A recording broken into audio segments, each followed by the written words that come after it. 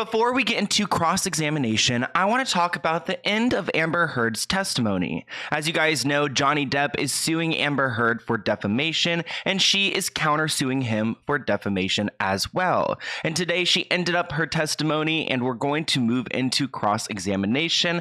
But let's not move on that fast, because there are certain things she said at the end of her testimony that we need to talk about, because she touched on a few controversies and lies that we have called her out on. But I have to say that this testimony was very interesting, and I saw a tweet on Twitter where someone said that they speculated that Amber maybe spoke to her lawyers, which is against the rules, and she was very theatrical today. Acknowledge what I'm saying before you keep making demands. You are not a school teacher. Shut the up. Listen to me, and then you respond. Understand? You ain't no mom. You ain't no school teacher. Don't pretend to be authoritative with me. Okay, fine. You don't exist. Moving on. What were you discussing in that call? We were discussing whether or not it was all right to record each other without the other's permission. And Okay, so being sworn at isn't fun, but she's being a little bit dramatic for someone who's probably heard this clip 100 times before. But nonetheless, I'm excited for cross-examination because I want them to ask, why are there so many recordings? I mean, it does seem like Amber maybe tried to set Johnny up, or was she trying to protect herself? Comment below what you think. But we need to talk about the charity situation because that is what kills me. Like, literally, it gets me so angry because she was supposed to donate $7 million, $3.5 million to 2 different charities, and she just didn't. And she's trying to push a narrative that she doesn't use Johnny for money, or she wasn't in it for the money. She donated to charity, but she never actually donated to charity. And she did address this today. So why did you donate 3.5 to Children's Hospital and 3.5 to ACLU? well, I pledged the first half, or 3.5, to Children's Hospital because I'd been working there as a volunteer for well over a decade. I knew the facility well. I'd worked there with another nonprofit, is how I got affiliated with them, and I knew they could use the resources. I was familiar with it. And what about the ACLU? And then ACLU, because I was a supporter, because I believed in the work they were doing. I believed that they were doing good work for people who deserved it. Why did you make the donations over a period of time as opposed to just a lump sum? Two reasons. The short of it is because I was receiving the settlement in installments. I was receiving the installments over time. Second of all, so I could get the tax benefit of paying overtime. You know, it's my understanding that's how you pay these like large sums. You pay it over time. Did you make any payments towards these donations? I did. Okay. Approximately how much? I allowed for the first installment, which is $100,000 to each. That came straight from Johnny in 2016. I followed up with $350,000 that year, 2016. 2018, I did another. Oh, and I also donated $250,000 to Art of Elysium, which is the affiliate I was just speaking about, that does the work in the Children's Hospital. It was not going to count towards my overall pledge, but I did that too. And then I did another donation to each in 2018. And then Johnny sued me, 2019. Honestly, I'm not buying it. I mean, you were given the money. Johnny was even willing to pay for it himself. Why didn't you give it up? And she talked about a bunch of her deals that she had with her movies and L'Oreal. I mean, she had like a $2 million movie deal. So she has money to take care of herself. I don't know why the $7 million couldn't just be transferred to her and then immediately transferred to the charities. And I'm sure the charities are wondering the same thing. But I want to hear what you guys think about that little snippet right there. I do have to include a snippet where Amber does briefly address the dog poop situation. This is something that is very a big deal between the two of them, which it's just, I mean, it's disgusting. So she's claiming it wasn't a prank, it wasn't her fault, and there she goes. First of all, I don't think that's funny. I don't know what grown woman does. I was not also in a pranking mood. My life was falling apart. I was at a crossroads in my life that was really serious, and I had just been attacked on my 30th birthday by my violent husband with whom I was desperately in love and knew I needed to leave. It was not really a jovial time, and I don't think that's funny, period. That's disgusting. Now let's talk a little bit more about the theatrics. Oh, and by the way, like, we've seen the size of that poop. Let me just remind you guys. I'm not going to put up a picture, but anyways. So she claims that she filed for divorce because she didn't know if she would quite literally survive being in that relationship. Like, she felt like she was going to die, which I was listening to Emily D. Baker, and she said, like, if you make these type of claims, like, I was worried I wasn't going to survive, then, like, you need to provide like medical records. Like, you were in the hospital, like you were so badly injured. And I thought that was a good point from Emily D. Baker. But here is Amber's take on that. And why did you file for divorce?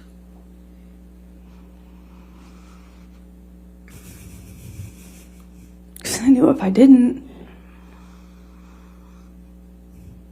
I'd likely not literally survive.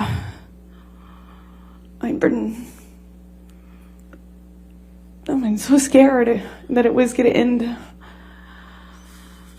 really badly for me. And I really didn't want to leave him. I loved him so much.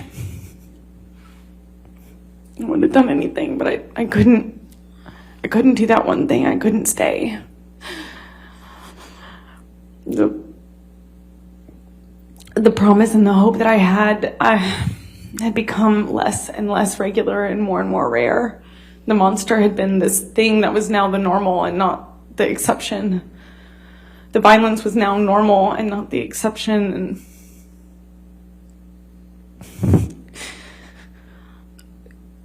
it was so hard. It was so hard, but I knew I had to do it. I believe he would have taken it too far. I wouldn't be here. Now let's get into the audio where Amber admits that she hit Johnny because she has a sort of like BS explanation for this. They listened to the audio, so I want to give you guys a trigger warning that there's going to be some cussing. I'm going to censor it a bit, but here it is. No, when you have a closed fist. You get punched. You got hit. I'm sorry I hit you like this, but I did not punch you. I did not fucking deck you. I was hitting you. I don't know what the motion of my actual hand was, but you're fine. I did not hurt you. I did not punch you. I was hitting you. How are your toes? What am I supposed to do? Do this? How are your toes? I'm not sitting here bitching about it, am I? You are. Oh, that's the difference you between me and you. You're a baby. Because you start You physical are fights? such a baby. Because you start Johnny. physical fights? I did start a physical fight. Yeah, you did. So I had to get out of there. Yes, you did. So you did the right thing, the big thing. You know what? You are admirable. Every single time. What's your excuse when there's not a physical fight? Then what's the excuse then? You were still being admirable, right? Just by running away. Amber, please explain to the jury what's transpiring in that audio recording, what that's about. Well, there's two different situations that we're referencing in this fight. Two different altercations between Johnny and I involving the door. The first of which we first start talking about, where I'm talking about hitting him, I am talking about what that conversation is about the disparity. The disparity between Johnny and I in our physical fights. The disparity of how he would proactively punch me and I would have to resort to reactively hitting him. I am talking about the difference between a punch, which Johnny did often, and me having to hit him in my defense. I know the difference between those two, and I'm highlighting the difference between those two, even if he wasn't twice my size. They're very different, and that's what I'm pointing out to him. I mean, maybe she's just describing exactly what occurred. It's like, I don't know, it just seems like a stretch to me because it seems like that clip is actual evidence of her like admitting. And I do think that during cross-examination, she's going to get grilled for this.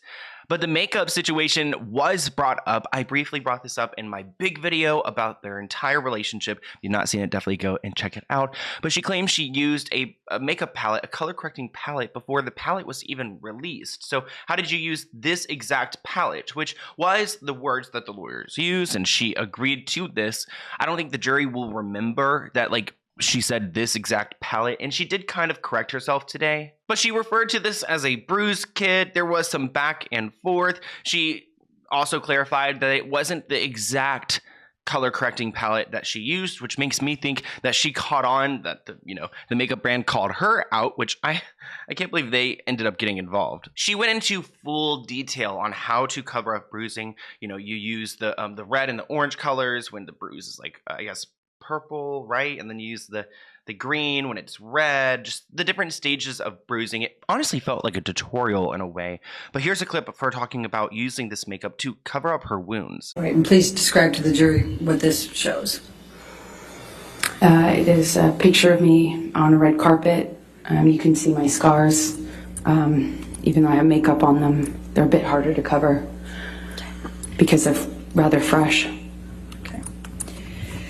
Now, obviously, that sounds really graphic, and it's just like, this whole story is sad nonetheless, but do we necessarily believe Amber? And when I heard her finishing up her testimony, it just seemed a little like there was something off about it, because she was just like saying, like, Johnny, leave me alone. Johnny, leave me alone. You're trying to sue me. You're trying to do this. You're trying to, continue this. And it makes me think, like, you're the one that wrote this Washington op-ed. Like, you made this piece of material that he's now suing you over. So it's not like it seems like he left you alone. You're the one who's trying to push this narrative to get sympathy for whatever, for reputation. Who knows? So I just, like, that part, I could not stop thinking about, like, she sat down and wrote this op-ed to be published to the world. Like, if it was, like, just to emotionally help her get through this, couldn't she just, like, wrote a diary entry? I don't know. I have to have the worst, most painful things I've ever gone through, painful memories I've ever had, the things I've narrowly survived at times, embarrassing, intimate details that I never wanted to be known, never wanted to be public ever, and to have them used every single day to call me a liar. I have to relive this every single day that I have to address those claims. Over and over again, the most intimate, embarrassing, deeply humiliating and personal things that I've survived are used against me every day, over and over again. It's torture. I'm in so much pain emotionally. I just wanted him to leave me alone. I wanted to move on with my life. And he won't let me. By making statements like this, he won't let me. I have to be here today. I have to be reliving it every single time. He, with these statements, with these leaks, these comments, once again, makes me have to speak to the most horrifying things I have lived through. It's torture. It's torturous. I want you to have to do that. I want to move on with my life. I have a baby. I want to move on. I want Johnny to move on too. I want him to leave me alone. thank you. I have no further questions. All right. She seems very, emotional in that moment, and almost seems genuine. Like, she wants to be left alone, but at the same time, you can't go and, like, poke the bear and then expect the bear to, like, just, give you his honey and just and let you go. I don't know. Anyways, she did make a poor choice recently by hiring a PR guy, and this guy has a reputation in Hollywood. Here he is. His name is David Shane, and oh my gosh, I can't believe I'm in Hollywood right now, too. It's so weird to think that, but he is a PR guru who's pushed this narrative that Amber Heard is a victim and Johnny is like some crazy, drug addict type person. He's just trying to really push that Johnny is unstable to make Amber seem like she's, again, a victim. But this man has his own past. He's got a bunch of DUIs. He's got a few different harassment, accusations. Like, people think that he's like a Me Too type of guy. So I don't know. It's not really looking good for him or Amber. And to be honest, I don't really want to have a personal opinion over this. I do feel like I'm a little disappointed in Amber's situation because I do feel like there are just so many inconsistencies. It would have been nice if like we really got to the genuine truth and it wasn't a he said, she said, or or evidence being used to manipulate a storyline, or evidence not really lining up. There's just a lot to unpack here. So in cross-examination, I'm expecting like, I don't know, an entire mess. I mean, let's see if Amber can hold it together. It's going to be tough. So I will see you guys in that video where we talk about the cross-examination. Leave a comment below and I'll see you guys in a new one soon. Bye, guys.